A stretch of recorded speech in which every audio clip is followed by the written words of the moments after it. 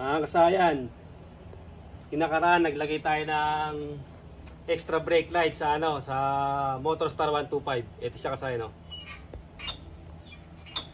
Ito yung dating niya, brake light. Ito yung additional natin sa ilalim. Ito siya kasayan, ginawa na natin ginawa na natin kulay red. Para pagka nasira man to, wala tayong violation kasi meron pa rin tayong extra brake light. Tulad din ito kasayan, no. Mga extra brake light natin. Para dagdag forma, tsaka iwas huli, safe na safe pa sa biyahe. Kaya ito pang isa natin, no. Ibang klaseng extra brake light naman ito. Ito siya kasayan, no. Yung mga extra brake light natin na ginagawa. Ayan siya kasayan. Susunod, lalagyan din natin ito yung yung Rusi Yuri 110. Ngayon kasayan, dito tayo maglalagay. Sa Euro Racing. Ito siya kasayan, yung paglalagyan natin. Ito yung dati niya. Ayan, mga ganito lang, oh.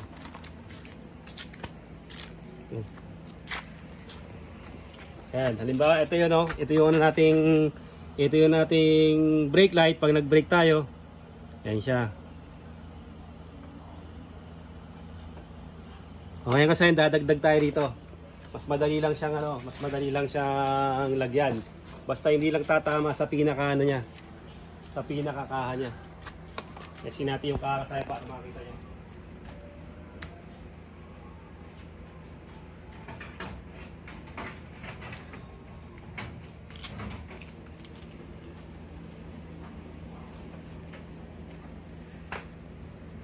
Ito siya kasaya, no? Ganito lang yung formahan niya. Kailangan pag maglalagay kayo kasaya, hindi siya makakaabala dito. Marami na itong nakaabang. Tutuwa ko may ilalim. Ayan. Marami nang nakaabang na butas kasi maggagawa tayo dyan ng ng switching park light, brake light. Ito siya, oh. Ito. Dito. Hindi nakikita eh. Ayan, oh. Yan, mga paglalagyan natin. Tapos dito. Sa kabila, ganun din. Hindi tatama kasi kayo pwede kayong mamili kahit saan dito. Pati sa kabila. Kahit saan kayo magbutas dyan kung sa inyo. Kasi walang magiging dyan. Hindi makakabala. Ngayon dito tayo maglalagay kasi ito. Saka dito sa kabila. Gamit lang natin yung ating Eagle Eye. Iwas multa na 5,078. Gagamitin natin Eagle Eye. Ito siya. Unang gagawin natin, pupwesto lang muna natin.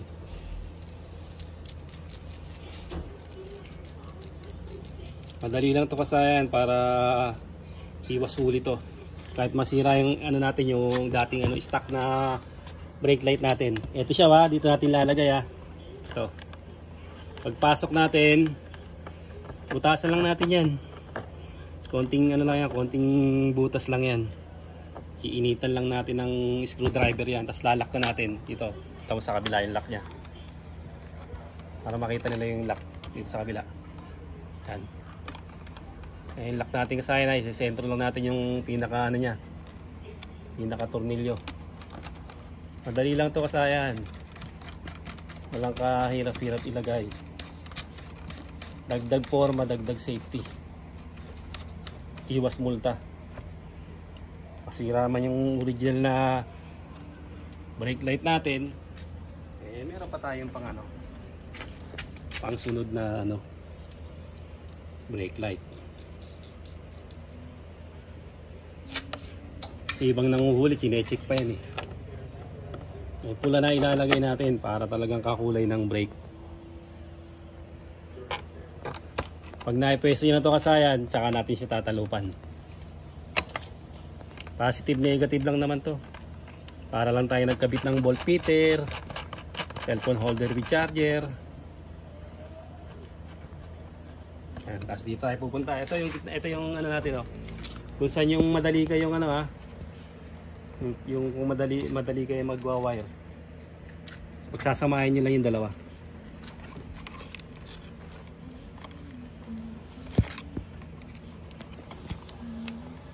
Ito maluwag naman tong na to. Yung pinaka-loob niya maluwag naman siya. Cable tie lang yung wire para hindi nakakalat pwede na. Pwedeng putulan ha, pwedeng hindi. Depende sa inyo. Yung brake light, yung green na may lining na yellow. Ito yun. Tapos yung ground, ito naman siya yung green. Solid green. Kung mahirapan kayo dito, pwede kayo dito kumuha. Dito kukuha. O kaya, lakihan natin ito ng konti. Para mas mahaluan yung pag-wiring natin. Hawakan mo dyan ha. Pepe pa na lang natin yan.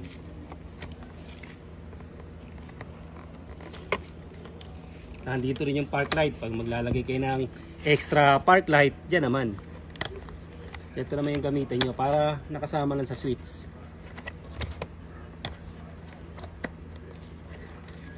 Kaya na pagka kaya nang iyan, pwede na siyang talupan. Basta komportable na kayo mag-wire. Ang importante dyan green na may lining na yellow. Brake light. Pag nagpreno, tsaka pa lang siya iilaw.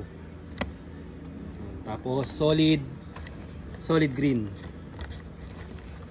Ito siya.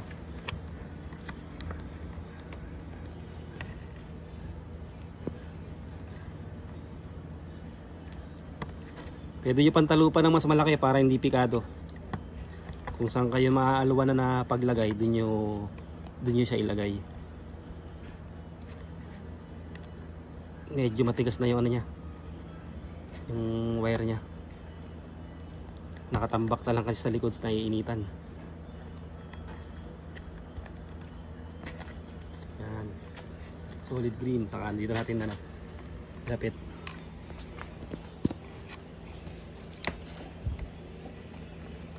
Maigsi pala dyan natin padaanin sa gilid ng isa para mas mahaba siya. Tapos dito ganun.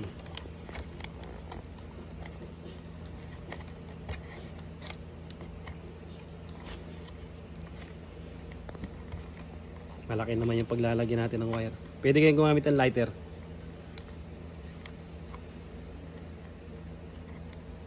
Habaan nyo lang kasi ang manipis lang ang eagle eye. Habaan nyo para mas maganda-ganda yung kapit, malaki-laki. Konting-konti lang yan.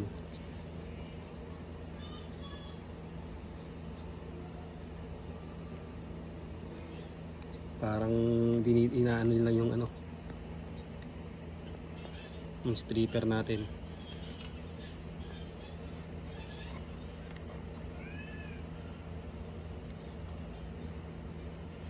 Medyo mahaba konti.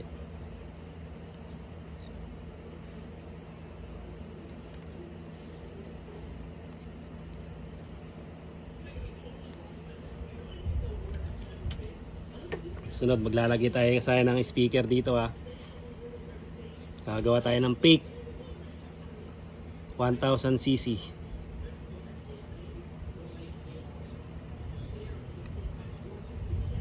Yung positive, yung kulay pula, ilalagay natin sa green na may lining na yellow. Ito siya. Pikado tayo dito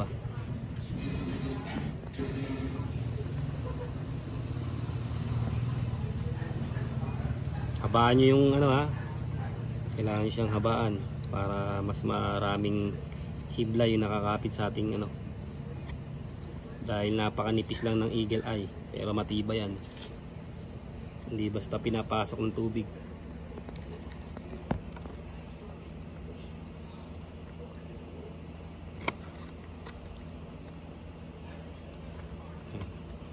Tuwa mo lang kasayan yung kulay para makita nila.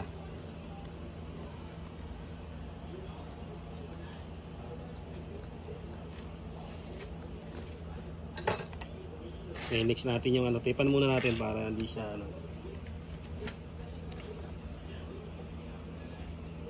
Okay, next natin yung solid green, solid black pagsasamahin natin.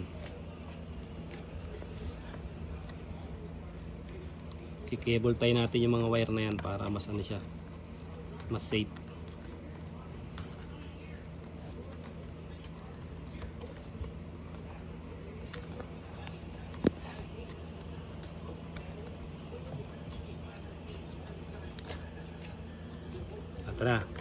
Ito na ngayon yung ating ano, solid green. Solid green, dito naman natin siya ilalagay.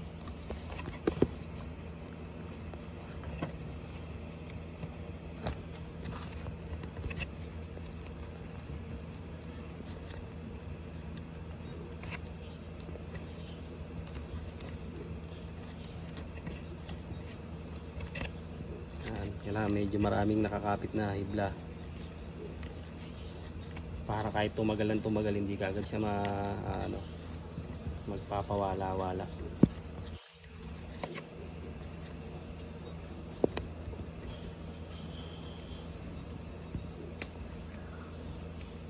Pag natepan natin tag-isa, titepan pa natin ng isa para sa kabuuan ng wire.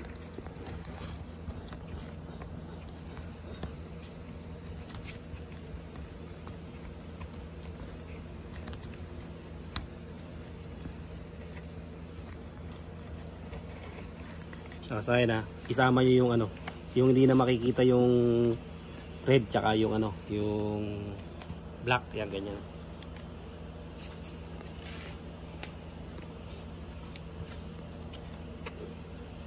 Yung masisil na siya. Tapos kung may cable tie, lagyan nyo ng cable tie para kahit anong ano ng tape hindi siya makakalas.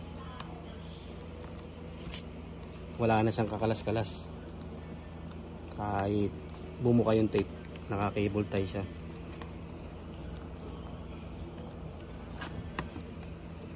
Lalo pag mahina yung ano, mahina yung electrical tape.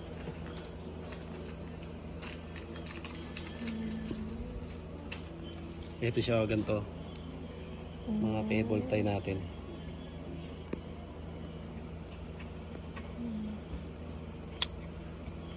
Hop, ligtad. Dito pala sa kabila.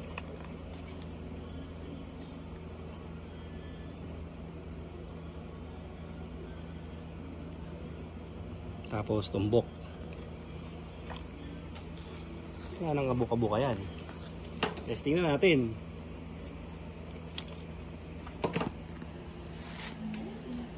Wala siya kasayan.